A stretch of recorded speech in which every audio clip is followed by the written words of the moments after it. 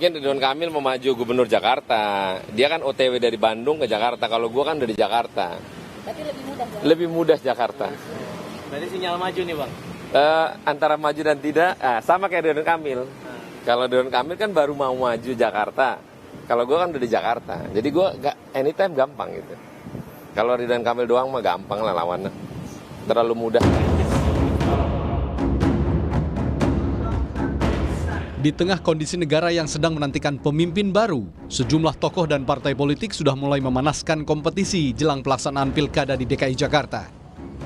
Dua nama yang kini sedang menghangat dari sejumlah tokoh yang berpotensi maju di pilkada DKI Jakarta. Mantan Gubernur Jawa Barat Ridwan Kamil dan anggota DPR sekaligus Bendahara Umum Partai Nasdem Ahmad Sahroni. Untuk Ridwan Kamil, Partai Golkar menyatakan RK memang sudah menerima tugas untuk memenangkan pilkada bersama mantan Bupati Tangerang Ahmed Zeki Iskandar. Namun keputusan siapa yang maju di DKI akan tergantung pada hasil survei internal partai. Pilgub DKI gimana Pak? Udah baliho udah bertebaran nih. Namanya on the way. On the way. Dalam perjalanan. Tapi udah Apa? Ahmad Zaki atau Pak Ridwan Kamil? Dua-dua sudah diberikan surat oleh Partai Golkar sebelum pemilu penugasan untuk pilkada. Tapi keputusannya belum jelas ya Pak? Tentu keputusan nanti tergantung daripada survei terakhir. Kalau ada nanti pasti merujuk. Selain survei apa aja pertimbangannya Pak? Apakah misalnya nanti akan dipilih dalam forum khusus atau seperti apa Pak? Akan dipilih dalam forum khusus sesuai dengan jadwal pilkada nanti. Kan jadwalnya kita belum dapat. Oke. Sedangkan untuk Sahroni, Partai Nasdem mengakui popularitasnya di DKI memang tinggi. Sehingga Partai Nasdem menilai Sahroni layak maju di pilkada DKI. Ya, jadi Pak Sahroni ini kan bendahara DPP. Beliau sudah 2 kali menjadi wakil ketua Komisi 3. Memang dan beliau memang populer di Jakarta ya. Pak Sahroni memang banyak digadang-gadang oleh pihak lain, belum oleh DPP, oleh DPP dan dinilai layak untuk sampai kita bercandanya begini. Ini ente melulu DPR RI, udahlah ke sanalah ke balai kota lah, biar ganti. Sementara itu analis politik memprediksi komposisi dukungan politik di Pilpres 2024 masih akan berlanjut di Pilkada DKI Jakarta, khususnya untuk pendukung Anies Baswedan dan Prabowo Subianto. Mereka punya basis, kalau bicara Pilpres, kekuatan 01 dan 02, Prabowo dan Anies Baswedan itu imbang di Jakarta. Nah, kedua-duanya bisa jadi basis. Kalau misalnya masih solid, basis Anies Baswedan, apakah Sahroni akan maju bersama Anies semakin terkonsolidasi, atau Sahroni maju sendiri, ini basisnya Anies Baswedan. Kemudian Ridwan Kamil yang sangat dekat dengan Pak Prabowo, bagian dari mesin politik pengepul suara Pak Prabowo, juga bisa mengandalkan basis Prabowo di Jakarta yang juga kuat, berimbang. Selain nama Ridwan Kamil dan Ahmad Sahroni, nama Capres Anies Baswedan, Menteri Sosial Tri Risma Harini, dan mantan Wakil Gubernur DKI Jakarta Ahmad Riza Patria diprediksi akan ikut meramaikan kompetisi Pilkada DKI. Tim Liputan, Kompas TV, Jakarta.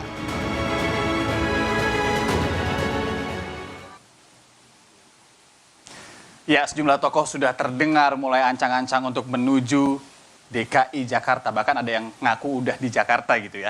Sejauh mana kan mereka akan dicalonkan oleh partai masing-masing, kita akan bahas langsung bersama analis komunikasi politik dari Universitas Al-Azhar, ada Kang Ujang Komarudin. Kang Ujang, selamat sore, terima kasih sudah bergabung kembali di Rumah Pemilu Kompas TV. Kang Ujang, emang boleh seburu-buru ini pemilu belum selesai kok, udah ribut-ribut aja soal DKI Jakarta? Ya, kalau kita bicara boleh atau tidak, boleh. Karena memang warga Jakarta perlu tahu gitu ya, siapa kandidat atau siapa figur yang cocok, yang punya kapasitas untuk bisa memimpin Jakarta ke depan.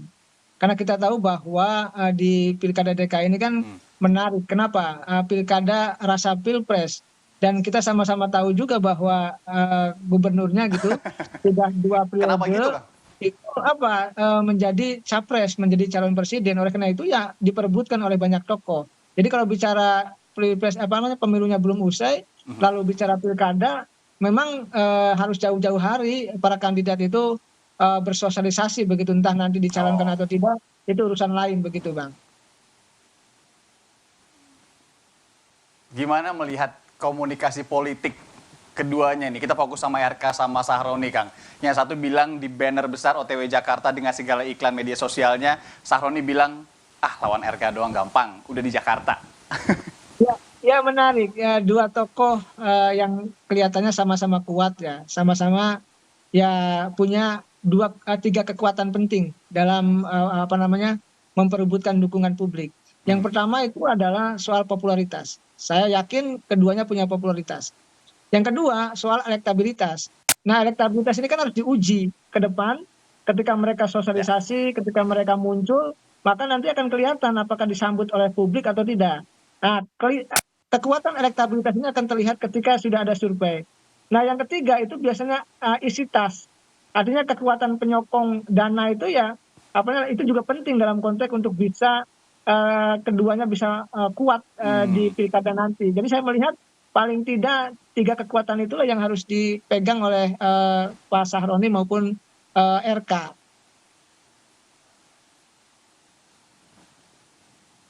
Oke, Kang, tapi kalau yang dilihat sama Kang Ujang, dari peta politik saat ini, dari background partai-partai mereka, dari Pilpres juga, yang lebih besar kansnya untuk benar-benar dimajukan sebagai gubernur atau calon gubernur DKI, siapa, Kang? Ya, kalau kita tadi melihat pernyataannya Pak Erlangga lah ya, maka ada dua tokoh, ada Pak Zaki Iskandar dengan Pak Ridwan Kamil. Oleh karena itu dari keduanya akan terlihat nanti siapa yang memiliki elektabilitas yang tinggi. Kemungkinan besar ya kita lihat saja nanti di antara keduanya. Nah, kalau Nasdem kelihatannya mengarah kepada figur Sahroni tersebut. Ya, saya beberapa kali bertemu ya dengan beliau di banyak televisi yang mengatakan saya dapat tugas dari ketua umum katanya untuk maju di Pilkada DKI Jakarta. Dan memang kalau kita bicara soal uang banyak gitu, soal popularitas juga. Di-spill nih berarti. Lalu tinggal bicara soal elektabilitas ke depan yang harus disurvei secara objektif oleh lembaga survei. Jadi saya melihat ya soal peluangnya Pak RK punya peluang, Pak Sahroni juga punya peluang untuk bisa bersaing ke depan. Tentu kita sambil menunggu tokoh-tokoh figur lain yang akan bermunculan ke depan begitu. Kita tahu Nasdem, ketua umumnya Pak Surya Paloh ini langsung ke istana pasca pencoblosan waktu itu partai atau ketua umum pertama yang kemudian bertemu dengan Joko Widodo saat itu di luar koalisi Indonesia Maju yang kita tahu secara tidak langsung didukung Jokowi. Apakah mungkin tiba-tiba nanti RK dan Sahroni ini malah bareng-bareng, Kang? Ya, kalau kita bicara mungkin. Di politik tidak ada yang tidak mungkin. Oleh karena itu kalkulasi rasional itu akan dilakukan. Artinya ada kalkulasi bagaimana seandainya mereka berdua bergabung, kemungkinan menangnya seperti apa, siapa lawan-lawan politiknya gitu kan, siapa partai pendukungnya, itu akan dikalkulasi secara matang. Karena bagaimanapun memenangkan pertarungan di DKI itu menjadi gengsi tersendiri. Oleh karena itu kalau soal mungkin gabung atau tidak, dalam politik semuanya serba mungkin. Dan kansnya saya melihat gabungnya itu ya 50-50 gitu. Bisa bergabung, bisa juga tidak. 50-50. Karena konteksnya begini, Kang, meskipun tidak bareng-barengan di kompetisi Pilpres gitu misalnya, tapi bukan tidak mungkin akan gabung di kompetisi Pilkada, kan? Iya, politik kita ini kan cair. Antara kawan dan lawan itu beda-beda tipis. Kita melihat dulu ketika Pilkada Nasdem tidak mendukung Anies. Tapi ketika Pilpres mendukung Anies, ya kan? Jadi semua berubah sesuai dengan katakanlah kepentingan rasionalitas dari partai masing-masing tersebut. Jadi saya melihat ya semuanya masih cair, masih dinamis, dan dalam konteks itu ya bisa bergabung, bisa bersama-sama, bisa juga tidak begitu. Untuk DKI Jakarta sendiri, Kang, Anda melihat kalau nanti calon-calon gubernur ini pola-pola komunikasi seperti apa yang kemudian cocok ketika mereka akan kampanye di DKI Jakarta ini? Apakah kemudian dengan sosialisasi di media sosial kemarin juga digunakan tim-tim Pilpres itu juga masih masuk? Ya masuk, karena warga Jakarta itu well informed ya, artinya sangat melek informasi dan teknologi karena ada di kota besar gitu. Tetapi kan bukan hanya itu yang bisa diberikan oleh para kandidat, bukan hanya sekedar pasang billboard, bukan hanya sekedar sosialisasi di media sosial, bukan sekedar itu. tetapi bagaimana punya jasa, punya investasi politik di Jakarta, dan mau dibawa kemana Jakarta itu. Jadi penting juga punya jasa-jasa politik, punya investasi politik kepada warga Jakarta, dan itu lebih penting dari persoalan katakanlah tadi ya sosialisasi di billboard maupun di media sosial. Saya meyakini kalau bentuk komunikasi banyak ya, ada Apakah dia ingin melalui mengatakan bahwa Sahroni punya kans yang lebih besar untuk kemudian memiliki privilege karena dia sudah di Jakarta? ya tentu kan dapilnya dapil Jakarta ya, kalau nggak salah Jakarta 3 gitu loh ya. Tentu sudah banyak yang kenal, sudah banyak yang tahu, dan mewakili juga sebagai anggota DPR dari Jakarta.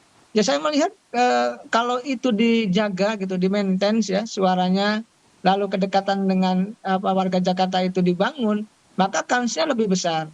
Tetapi kalau kita lihat kalkulasi jumlah katakanlah mohon maaf ya suku ya, kan di Jakarta itu banyak suku Jawa gitu. Artinya itu juga menjadi kekuatan penting gitu, karena Jakarta itu melting pot, tempat berkumpulnya semua suku budaya. Oke. Dan dalam konteks itu juga ada kalkulasi-kalkulasi yang harus lakukan, misalkan komposisi Betawi Jawa atau Jawa Betawi atau lain sebagainya, itu ke depan kelihatannya harus dibangun secara rasional agar apa? Agar betul-betul ya ketika maju ya menang gitu. Ketika maju berhasil, ketika maju didukung oleh warga Jakarta. Ya. Dan saya meyakini ya Kang Ujang. ke depan ya harus punya investasi politik yang besar ya. Mungkin Sahroni salah satu figur yang punya investasi politik yang sudah lama. Sedangkan Ridwan Kamil mungkin baru memulai ya. Apakah Ridwan Kamil nanti mampu menyodok ke depan atau tidak ya tergantung dari penerimaan dari warga Jakarta sendiri begitu. Kalau melihat kans yang lainnya, Kang, misalkan kita melihat hasil pileg kemarin, PKS juga unggul sekali di Jakarta begitu. Akankah kemudian ini menarik sosok-sosok yang kemudian dekat juga dengan PKS, seperti mungkin Pak Anies, Anda melihat masih punya kans nggak untuk kemudian maju lagi di DKI Jakarta? Ya, ruang Pak Anies maju ya terbuka. Tetapi kalau kita bicara kalkulasi partainya mana gitu ya, ya kalau Nasdemnya misalkan ke Pak Sahroni, artinya Anies tertutup. Atau bisa menyandingkan antara Pak Sahroni dengan Pak Anies. Kalkulasi itu pasti akan dihitung. Atau saya dengar juga dulu sebelum Pak Anies maju di Pilpres, itu sudah mengumpulkan KTP untuk bisa maju melalui jalur independen gitu, mengumpulkan KTP untuk menjadi calon gubernur dari jalur independen. Jadi kalau soal peluang ada, karena mungkin Anies juga mempersiapkan sejak lama untuk katakanlah maju menjadi calon gubernur yang kedua kali. Karena kan baru sekali, artinya punya kans atau kesempatan untuk maju. Jadi tetap saja Anies dalam konteks itu harus dihitung juga. Dan tokoh-tokoh lain kemungkinan akan bermunculan ya, Risma, mungkin juga nanti bisa jadi ada Hidayat Nur Wahid dari PKS. Atau kita tahu PKS itu biasanya kalau PKS merasa kuat, kalau ada yang populer biasanya maju sendiri. Tinggal berkoalisi dengan partai yang mana begitu. Oleh karena itu kita lihat saja dinamikanya ke depan seperti apa. Kita juga perlu memang memunculkan tokoh-tokoh yang mempunyai kualitas, mempunyai kapasitas, yang mempunyai leadership, dan katakanlah keinginan untuk bisa memajukan Jakarta, ya silakan bertarung, silakan muncul untuk sama-sama berkontribusi untuk pengembangan Jakarta ke depan. Nah, Kang Ujang, ada isu juga yang menarik soal daerah khusus Jakarta DKJ begitu yang kemudian ini juga sudah mulai santer dipublikasikan dan kita lihat di beberapa informasi ataupun media ataupun berita. Apakah ini akan menjadi keunggulan sendiri buat RK yang sudah memiliki pengalaman cukup lama di Jabar terkait juga dengan tata kota dan juga transportasi antar kotanya? Ya, semua kan bergantung kepada pilihan warga Jakarta ya. Ya mungkin RK punya tadi keunggulan, dia seorang arsitek, pernah pengalaman menjadi gubernur Jawa Barat begitu. Tergantung dari ke depan penerimaan itu. Apakah memang RK disukai oleh warga Jakarta atau tidak, kita lihat dan buktikan ke depan. Lalu apakah tadi Pak Sahroni dicintai oleh warga Jakarta, itu juga harus dilihat ke depan. Ini kan kalkulasinya masih kalkulasi spekulatif dan dinamis ya. Semuanya masih bisa berubah, semuanya ya sangat sekali, masih panjang. Karena partai-partai juga baru tahap awal ya membicarakan pilkada ini, belum betul-betul sampai memiliki strategi yang khusus ya dalam konteks untuk bisa memenangkan jagonya masing-masing di pilkada tahun ini, tahun 2024. Ya, tapi Kang, bagaimana soal kotel efek gitu ya, dalam tanda kutip mereka-mereka yang mendukung atau menjadi tim di Pilpres kemarin sama mereka nanti yang akan maju di Pilkada DKI, akan ada dampak langsungnya nggak? Akan seperti apa sih? Kalau saya sih melihatnya begini, kalau soal pilkada ya, soal pilpres itu lebih dominan adalah figur, tokoh yang diusung, yang didukung, atau tokoh figur yang maju sebagai kandidat gubernur maupun wakil gubernur. Jadi itu lebih banyak dominannya ya, domainnya ya untuk bisa tadi dijual. Jadi kapasitas pribadi atau individu figur tersebut yang maju sebagai calon gubernur, wakil gubernur yang akan dinilai oleh publik. Kalau soal koktel efek, soal dukungan partai itu penting, tapi yang jauh lebih penting adalah figuritas dari sang kandidat itu. Makanya kita hari ini gitu ya, sore ini dengan Kompas ini kan membahas soal figurnya, soal tokohnya, soal individunya, karena disitulah sebenarnya kekuatan menang atau tidak lebih banyak pada figuritas itu sendiri begitu. Bagaimana kemudian figuritas tadi bisa dieksploitasi masing-masing pihak tadi, yang kemudian juga jangan lupa untuk janji-janjinya nanti ke DKI Jakarta kan seperti apa. Ada yang bilang udah di Jakarta, ada yang OTW Jakarta, kita lihat nanti cairnya seperti apa. Belum juga masih ada isu DKJ di sana ya Kang Ujang ya. Terima kasih Kang Ujang Komarudin, analis komunikasi politik maksud kami dari Universitas Al Azhar telah meluangkan waktu sore hari ini. Terima kasih Kang, sehat-sehat selalu.